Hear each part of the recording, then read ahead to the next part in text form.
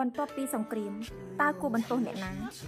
ក្រោយពីមានវីដេអូបង្ហោះនៅភូមិជោគជ័យផ្ទះសម្បែងរបស់ប្រជាពលរដ្ឋត្រូវបានបំផ្លិចបំផ្លាញដោយសង្គ្រាមនិងបានសរសេរពីការឈរជើងរបស់ទាហានរបស់យើងកំពុងនៅបន្តការពារព្រំដែនយ៉ាងរឹងមាំ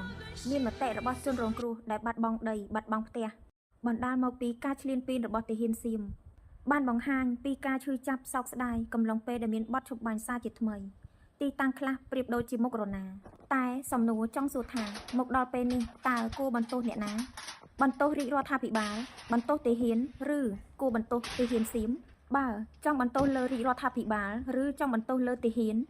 មានន័យថាពួកយើងជាខ្មែរប៉ុន្តែមិនស្គាល់សង្គ្រាមឈ្លានពានបើបន្ទោសសៀមទៅត្រូវព្រោះវាជាអ្នកឈ្លានពានលួចទឹកដីបំផ្លាញទ្រព្យសម្បត្តិរបស់អ្នកទាំងអស់គ្នារាជរដ្ឋាភិបាលលោកបានបញ្ជាក់ច្បាស់ជាច្រើនលើកច្រើនសារណាស់មកហើយប៉ុន្តែប្រជាពលរដ្ឋលោកអ្នកទាំងអស់គ្នាមិនដែលយកចិត្តទុកដាក់ស្ដាប់និងចងចាំយើងមិនទទួលស្គាល់ការកែប្រែខ្សែព្រំដែនណាមួយដែលកើតឡើងចេញពីការប្រើប្រាស់កម្លាំងនោះឡើយ KBC យើងនៅតែបន្តអនុវត្តការងារវាស់វែងដើម្បីកំណត់ខណ្ឌសីមាព្រំដែនឲ្យបានឆាប់និងដើម្បីធានាបាននូវសន្តិភាពយូរអង្វែងនៅពេលដែលប្រជាជនរត់ចោលផ្ទះសម្បែងភៀសសឹកទាហានបានយកអាយុជីវិតទៅការពារផ្ទះសម្បែងទឹកដី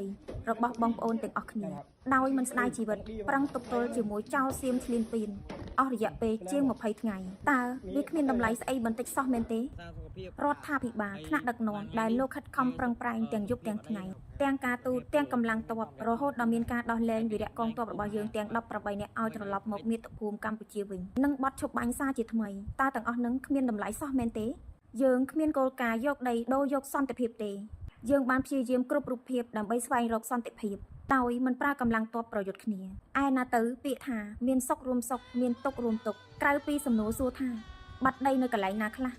បើមិនជួយជោគជួយចែវទេសូមកុំយកជើងមករៀបទឹកមិនមែនតែជនរងគ្រោះផ្ទាល់ទេដែលឈឺចាប់គឺប្រជាពលរដ្ឋខ្មែរទូទាំងប្រទេស